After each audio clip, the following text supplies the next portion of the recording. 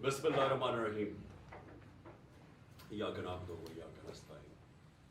मेरे पाकिस्तानियों, आज आपने देखा ही होगा कि पेशावर में जिस तरह तहरीक इंसाफ की लीडरशिप और हमारे कारकुन जिस तरह आज वो निकले गिरफ्तारी देने के लिए, इससे सबको एक चीज़ सामने आ जानी चाहिए कि आज कौम किधर खड़ी है। हमारे मुल्क की तारीख में इस तरह के सीन्स कभी ये नहीं देखे गए। एक वक्त पे जो मूवमेंट चली थी PNA की 70 की दिहाई में, उसमें भी गिरफ्तारियां होती थी, लेकिन 4 या 5 लोग जाके अपनी गिरफ्तारी देते थे। ऐसा कभी सीन नहीं हुआ कि इतनी तादाद में लोग आए और लीडरशिप के साथ, मैं ख़ास तौर पे कहना चाहता हूँ कि लीडरशिप के साथ जाके अपनी गिरफ्तारियां दें।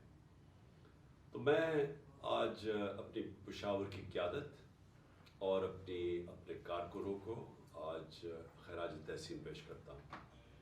और मैं इसलिए अपनी सारी कौम को ये बताना चाहता हूँ कि क्यों ये हम कर रहे हैं। मैं फिर से रिमाइंड करवाना चाहता हूँ हम ये क्यों कर रहे हैं। हम इसलिए कर रहे हैं कि ये पुरअमन तरीका है एहतजाज करने का। हम क्या चीज़ लोगों के सामने लाना चाहते हैं? हम ये सामने लाना चाहते हैं कि ये जो जिस तरह के हथकंडे इस हुकूमत ने हमारे खिलाफ इस्तेमाल किए, जब से हमारी हुकूमत गई 10 अप्रैल के बाद पिछले साल, जो हमारे लोगों से इन्होंने किया है, मैं जनरल मुशर्रफ के मार्शल लॉ में मैंने कभी इस तरह का जुल्म नहीं देखा। जिस तरह इन्होंने लोगों के ऊपर तशद्दुद किया, आज़म स्वाति पर तशद्दुद किया, उसको 3 बजे जाके घर से उठाया और उससे पहले उसके पोते और पोतियों के सामने उसको मारा, एक 75 साल के आदमी को, फिर टॉर्चर किया, फिर कपड़े उतार के टॉर्चर किया, फिर उसकी फिल्में बनाई। वो फिल्में इन्होंने हमारे 2-3 लोगों को दिखाई हैं, दिखाने के लिए कि आपसे भी ये होगा कि अगर आप इमरान खान का साथ नहीं छोड़ेंगे। शहबाज गिल से जो इन्होंने किया है, उसको जब उसको तशद्दुद कर रहे थे तो उसको बार बार पूछ रहे थे कि ये इमरान खान के खिलाफ स्टेटमेंट दो, कहो इमरान खान ने तुम्हारे से करवाया।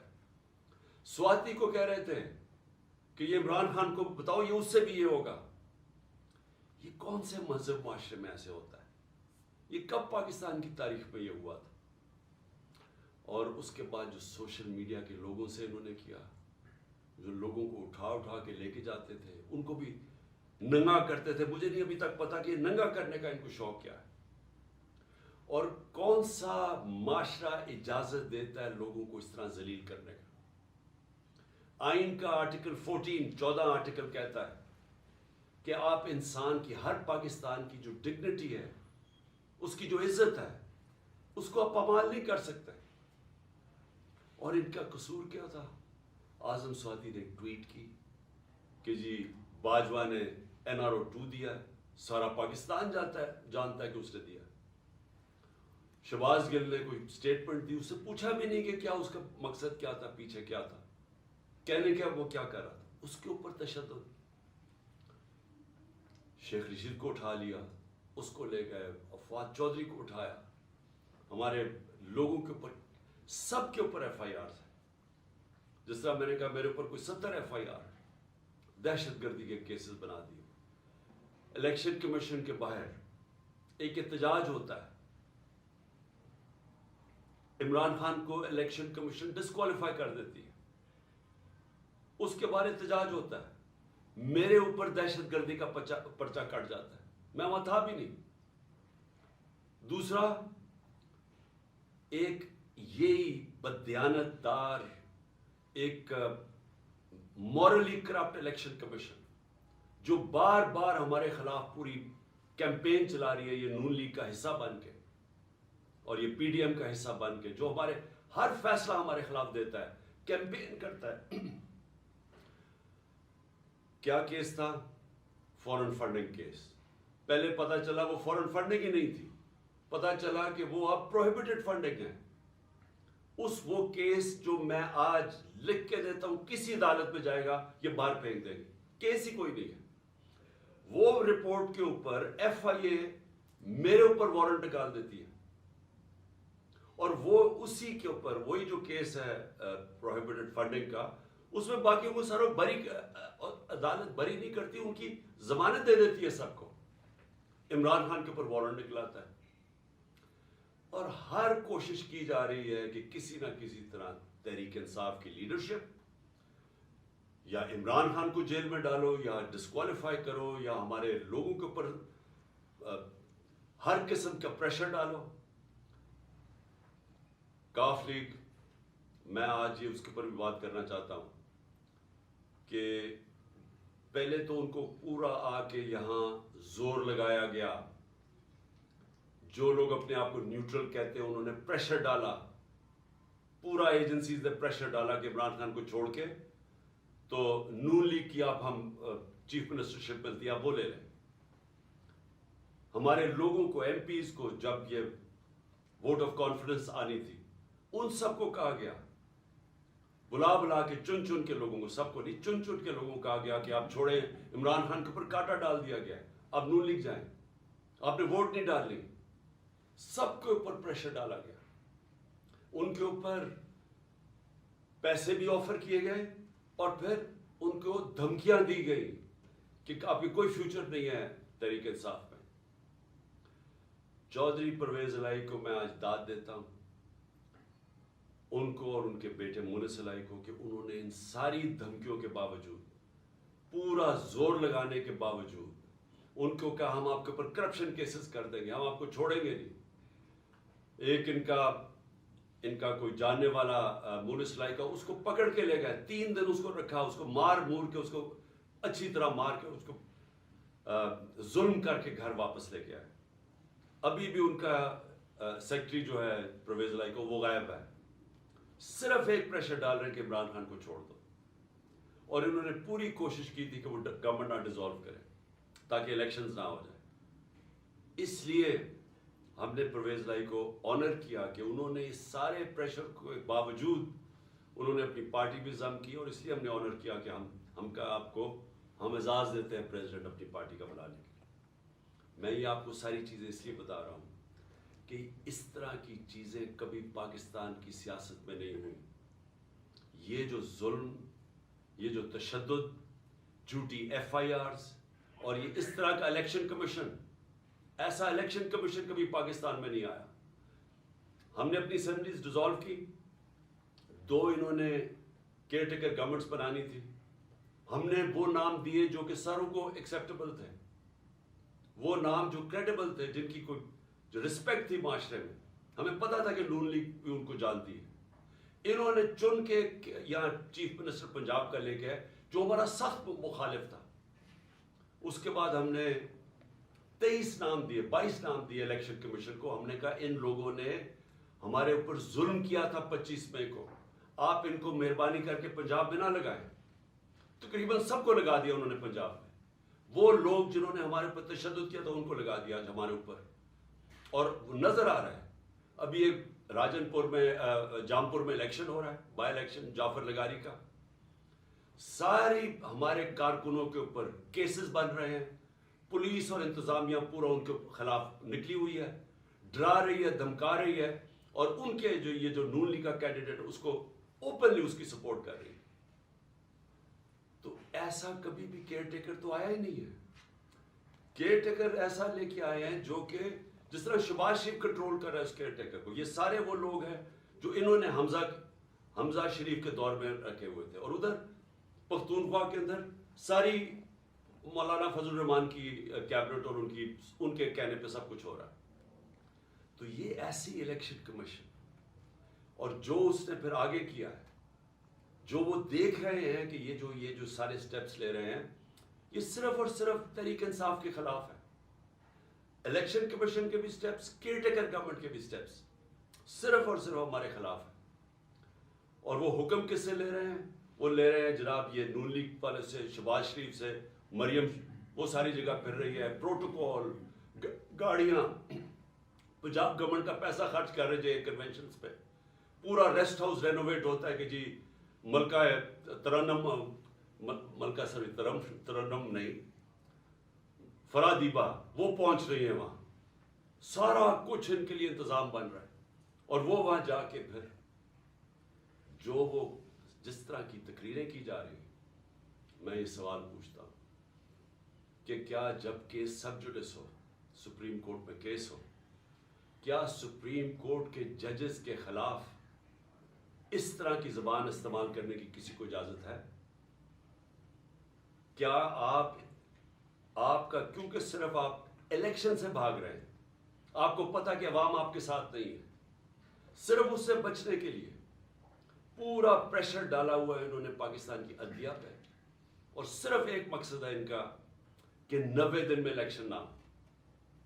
मेरा सवाल यह है कि आर्टिकल 224 पाकिस्तान के आइन का, उसमें कोई गुंजाइश है कि जब असेंबलीज डिसॉल्व होती हैं तो उसके 90 दिन के बाद इलेक्शन होना चाहिए? कोई इसको चेंज कर सकता है? यानी इसकी कितना भी आप अपना ज़हन इस्तेमाल कर लें, जितने अच्छे वकील ले आए, मुझे ये समझा दें कि 90 दिन के बाद कैसे हो सकता है कि हुकूमत ये केयरटेकर चल सकती है। और मेरा अगला सवाल है कि जो पाकिस्तान की ऑब्जेक्टिव रेजोल्यूशन है, जो करारदाद मुकासद, जो बुनियाद रखी थी कि पाकिस्तान का रोड मैप क्या है, उसमें एक चीज वाज़ेह है कि सॉवरेनिटी वो अल्लाह की है, और अल्लाह के बाद जो फैसले करेंगे वो अवाम के मुंतखब किए हुए नुमाइंदों की है, पब्लिक रिप्रेजेंटेटिव्स की है, जो अवाम ने सेलेक्ट किए। मैं ये पूछना चाहता हूँ कि ये जो केयरटेकर गवर्नमेंट्स दो बैठा दिए ला के, पहले तो ये सारी, कभी मैं फिर से कहता हूँ, कभी ऐसी जानबदार केयरटेकर गवर्नमेंट्स नहीं आई, लेकिन उसके अलावा क्या अब ये 90 दिन के बाद ये बैठेंगी जिनका सिर्फ काम है कि तहरीक इंसाफ के खिलाफ पूरा एजेंडा है कि हमें खत्म किया जाए, हमारे पर केसेस बनाए जाए, नून लीग को जताया जाए या पीडीएम को जताया जाए? ये किस तरह 90 दिन के बाद बैठेंगे? क्योंकि ये पब्लिक रिप्रेजेंटेटिव्स नहीं है, इनका तो सिर्फ काम था केयरटेकर गवर्नमेंट्स का कि आके साफ और शफाफ इलेक्शन करवाना, स्वाय साफ और शफाफ इलेक्शन करवाने के सब कुछ और कर रहे हैं। जेआईटी, मैं फिर से कहता हूं, जो जेआईटी पंजाब गवर्नमेंट ने बनाई थी, जो मेरे ऊपर कातिलाना हमला हुआ था, वो कैसे बंद कर दिए, उसका रिकॉर्ड कैसे गायब हो गया? ये इनका मैंडेट किधर से आ गया?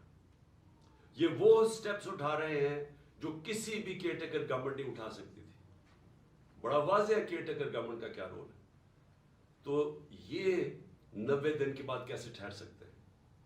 और मैं फिर से कहता हूं कि ये जो अटैक्स कर रहे हैं अदलिया पे, इसका सिर्फ एक मकसद है, उनको ब्लैकमेल करने का, डराने का, धमकाने का, कि कहीं वो इस प्रेशर में आके तो इससे पीछे हट जाए, जो कि एक वाज़ेह आइन के अंदर 90 दिन की स्टिपुलेशन दी हुई है। मैं आज दो और चीज़ों पे भी जल्दी से बात करना चाहता हूँ। एक, कि हमारे लोगों ने जो सीनियर लीडरशिप ने जो गिरफ्तारी दी थी कल यहाँ लाहौर के अंदर, उनको बजाय ये कि पॉलिटिकल प्रिजनर्स, जो सियासी तौर पे वो जो जिन्होंने एक पुरअमन एहतजाज के लिए एक अपना एहतजाज जमहूरियत में रजिस्टर करवाया था, उनको ऐसे रखा जा रहा है जिस तरह वो कोई दहशतगर्द है। उनको कभी कहाँ भिजवा रहे हैं, कभी किस शहर में भिजवा रहे हैं, शाह महमूद को अटक भिजवा दिया, असद उमर को लिया भिजवा दिया, किसी को डीजी आजम स्वाति को। ये क्या साबित करने की कोशिश कर रहे हैं कि क्या ये लोग इससे देख के डरेंगे? अगर इसको देख के डरते, जो आज पेशावर में पब्लिक निकली है, ऐसे निकलती जिस तरह पब्लिक निकली है। और इंशाल्लाह कल आप पिंडी में देखेंगे कि जिस तरह पब्लिक निकलेगी, अब कहेंगे हमें जेलों में डालो। ये खौफ नहीं है किसी को अब कि ये आप जो वो अटक चले जाए या कहीं चले जाए तो हम डर जाएंगे। कि आप अगर ये समझते हैं ये जो इस मुल्क की बदकिस्मती है कि ये सारे जो मुजरिम पेशा लोगों को ऊपर बैठा दिया और उनके पीछे सहूलतकार, क्या वो समझते हम डर जाएंगे इससे? इससे लोगों का अज़म और मजबूत हो रहा है।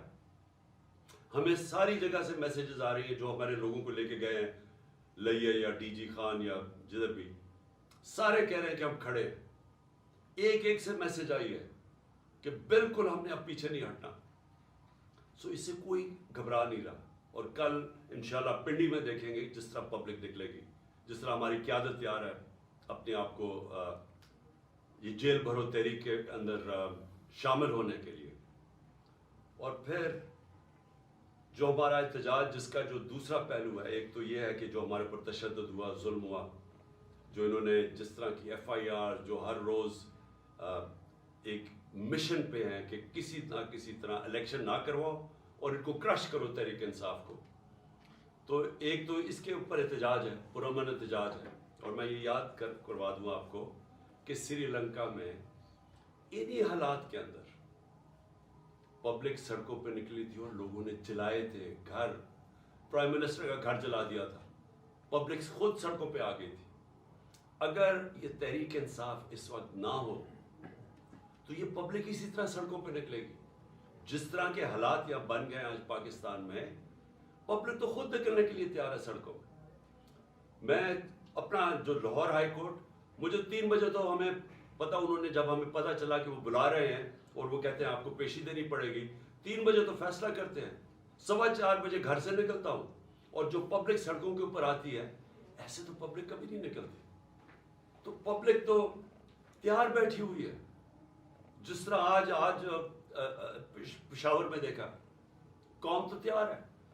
अगर हम ये पुरअमन तरीका ना इख्तियार करें तो ये कौम वो रास्ता इख्तियार करेगी, ये कौम उस तरफ जाएगी जिधर इस मुल्क के अंदर तबाही मचेगी।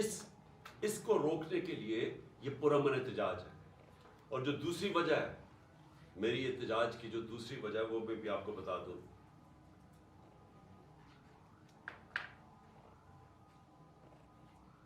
कि जो शहबाज शरीफ ने कल तकरीर की, कौम को मजीद और कुर्बानियां देनी पड़ेगी। शहबाज शरीफ, ये कौम 10 महीने से जो आपने साजिश करके ये चोरों का टोला ऊपर बैठाया है, जिसमें आप सबसे बड़े डाकू हैं और आप और बड़े भाई और आसिफ जरदारी, आपसे बड़े डाकू इस मुल्क में आए नहीं। 30 साल से आप चोरी कर रहे हैं, अरबों रुपया आपने चोरी करके मुल्क से बाहर भिजवाया है। जरा पूछे तो सही कि आपका टब्बरवा रहता कैसे है? कौन सी आपकी आमदनी थी जो इतने इतने बड़े बड़े आपने घर खरीदे? यहां का चोरी का पैसा था, तो अपना पैसा बाहर भिजवा दिया। 1100 अरब रुपए के करप्शन केसेस माफ करवा लिए अपने। और कौम को कहते हैं कि ओह अभी आपके इम्तिहान खत्म नहीं हुए, अभी मजीद और महंगाई आने वाली है। मैं इसके ऊपर सिर्फ ये कहना चाहता हूं कि कभी शहबाज शरीफ लोगों को पूछा है कि आज लोगों का गुजारा कैसे हो रहा है? जब हमारे दौर पे आप बार बार हर रोज असेंबली में खड़े होकर, जो जरा हमारे दौर में तो कोई ऑपोजिशन के मसले नहीं थे। जो आपके केसेस थे वो तो सारे आपके 95% केसेस आपके खिलाफ, वो तो पहली गवर्नमेंट से बनाए हुए थे, आपके अपने दौर में बने थे। इसहाक डार तो आपकी हुकूमत में मुल्क से फरार हुआ था। जब उससे पूछा गया कि इतने ज्यादा पैसे $5 मिलियन बाहर कैसे भिजवाए हैं, तो जब उसे जवाब पूछा वो मुल्क से बाहर भाग गया। नवाज शरीफ के दोनों बेटे आपके दौर में मुल्क से बाहर फरार हुए थे। जब उनसे पूछा गया कि बताएं ये आपकी प्रॉपर्टीज अरबों रुपए की किधर से आई हैं, वो बाहर भाग गए। ये जो इसका शहबाज शरीफ, आपका जो बेटा, आपका जो दामाद था, वो आपके दौर में बाहर भागा था जब पता चला कि सरकारी तौर पे वो उसने सरकारी एक अपनी कोई बिल्डिंग किराए पे दी हुई थी, वो अभी बनी नहीं थी, उसको जब पैसा मिल रहा था, जब उससे सवाल पूछा वो बाहर भाग गया। और आपका पता है कि आपका ट्रायल हो रहा था और आप पकड़े जाने वाले थे मकसूद चपरासी के केस में, और वापस आके जैसे ही आप इक़्तिदार में आए तो 4 गवाह मारे गए हैं जिनको पैसे, आपके नौकर थे जिनको पैसे आ रहे थे, जिसमें मकसूद चपरासी, चारों को हार्ट अटैक हो गया। कोई इतनी उम्र भी नहीं थी उनकी, चारों को ही एकदम आते साथ ही 2 महीने में अटैक हो गया। और सबसे बड़ी बात कि जो इन्वेस्टिगेट कर रहा था, जो आपका FIA का इन्वेस्टिगेट डॉक्टर रिजवान था, उसको भी हार्ट अटैक हो गया। और आपने सारे अपने केसेस माफ करवा लिए और लोगों को कह रहे हैं कि जो और कुर्बानियों के लिए तैयार हो जाओ। 30,000 जिसका था पिछली अप्रैल में जब ने साजिश करके हमारी गवर्नमेंट गिराई थी, वो आज सिर्फ 20,000 की चीजें खरीद सकता है। आजकल की महंगाई में 20,000 की चीजें खरीद सकता है, जिसका 30,000 महीने की तनख्वाह थी पिछली अप्रैल में। जो लाख रुपए कमाता था जो घर, उसकी सिर्फ खरीदार की पावर 70,000 रह गई है। और अभी आप जब मजीद और महंगाई करेंगे तो ये और वो नीचे इनके पास तनख्वाहों के अंदर कभी पूरा ही नहीं हो सकेगा कि वो किस तरह बच्चों का पेट पालेंगे। और आप कह रहे हैं अभी और महंगाई होगी। तो ये कौम आपसे सिर्फ एक चीज मांगती है कि जो भी आपने साजिश करके वादे किए थे ना कि मैं एकदम पंजाब स्पीड ला के तो पाकिस्तान को उठा दूंगा, मैं तरक्की कर दूंगा, वो सारी सोशल मीडिया पे आपकी स्टेटमेंट्स चल रही हैं। देखो मैं आते साथ ही 6 महीने में कैसे पाकिस्तान को उठाता हूं। जब एक जमहूरियत के अंदर आप अपने वादे पूरे नहीं कर सकते और लोगों की कमर तोड़ देते हैं महंगाई के जरिए, आज घरों के अंदर मुश्किल पड़ी हुई है, घरों में लड़ाइयां हो रही हैं। घर में जो बीवियां माएं बैठी हैं वो कहती है हमारा खर्चा पूरा नहीं हो रहा। खामद आगे से कहता है मैं बच्चों की भी फीस देनी है, मैं किधर से पैसा लेके आऊं, मैंने कपड़े लेने हैं। ये हुआ आज तक घरों में, और आप कह रहे हैं मजीद और महंगाई आने वाली है। ये दूसरी वजह एहतजाज की। हम 2 वजह से एहतजाज कर रहे हैं। और मैं आखिर में जाते हुए अपने जजेस को कहना चाहता हूं कि देखिए ये डिफाइनिंग मोमेंट है पाकिस्तान में, ये फैसला कुन वक्त है। इस मुल्क की तारीख भरी हुई है कि इस तरह के या ये जो ताकतवर जो कानून को अपने आप को ऊपर समझते हैं, या वो इस मुल्क को प्रेशराइज करते हैं अपनी अदलिया को कि वो हट जाए आइन से, या वो इंसाफ देने से पीछे हट जाए, या तो वो प्रेशराइज करते हैं। वो ये जो न्यूट्रल्स कहते हैं, इनके प्रेशर में मार्शल लॉ लगता है, ये कायन तोड़ देते हैं। और या फिर ये जो 2 माफिया खानदान है, हम याद कराना चाहता हूं इस मुल्क, इस कौम को, इन्होंने इस मुल्क की तारीख में वाहिद डंडों से सुप्रीम कोर्ट के ऊपर हमला किया। जस्टिस सजाद अली शाह की रेपुटेशन सारी जुडिशरी जानती है। एक दयानतदार आदमी थे, वो उनको भगाया। और फिर ये ताड़ड़ जो था पुराना, जो ब्रीफ केस लेके गया कोयटा और वहां जजेस को खरीदा गया, ये इन्होंने किया। वो ये इनकी तारीख है। जो नवाज शरीफ था, ये जब आज से 40 साल पहले या ये क्रिकेट खेलता था जिमखाना के अंदर, सारे लोगों से पूछ लें कि ये मैच खेल के अपने अंपायर खड़े करके मैच खेलता था, ये ताकि इसको कोई आउट ना दे दे। ये क्रिकेट भी रोंदी मार के खेलता था। इसने कोई काम आज तक दयानतदारी से नहीं किया। इसने कभी भी जुडिशरी को दयानतदारी से फंक्शन करते नहीं देखा। जब वो फोन कॉल है कि शहबाज शरीफ कॉल कर रहा है जस्टिस जिसको भी कि जी ये बेनजीर को या सैफुर रहमान, शहबाज शरीफ कुछ और सजाएं बता रहे हैं कि जज साहब इनको 3 से 5 साल की सजा दी जाए। ये इनको वैसे जज चाहिए। इनको कभी भी आजाद अदलिया, जिस तरह सजाद अली शाह जैसे जज थे, वो कभी भी इनको गवारा नहीं थे। और बेटी का भी यही हाल है। और अभी शहबाज शरीफ भी वो भी बोल रहा है जजेस के अगेंस्ट।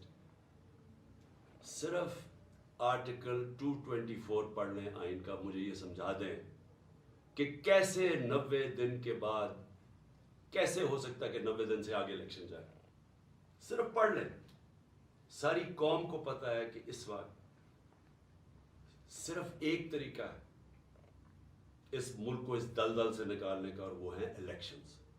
जितनी देर ये चलता जाएगा, ये चोर बैठे हुए चोरियां अपनी बचाते जाएंगे और सिर्फ डरे हुए हैं कि इलेक्शन में ये हार जाएंगे, जितनी देर ये ऊपर बैठे रहेंगे, ये मुल्क मजीद दलदल में फंसता जा रहा है। और इसलिए हमने अपनी हुकूमतें कुर्बान की थी। कभी कोई अपनी 60% से ऊपर पाकिस्तान पे हुकूमत कर रही हो एक पार्टी, और वो कभी अपनी हुकूमतें पाकिस्तान की तारीफ पे कुर्बान नहीं की। सिर्फ एक मकसद था कि मुल्क को मजीद ये तबाही से बचाया जाए और इलेक्शंस करवाए जाए। जो एक ही तरीका है कि मुल्क में सियासी इस्तेकाम आएगा। सियासी इस्तेकाम आएगा तो माशी इस्तेकाम आएगा। इसके अलावा कोई हल नहीं है इससे। पाकिस्तान पाइंदाबाद।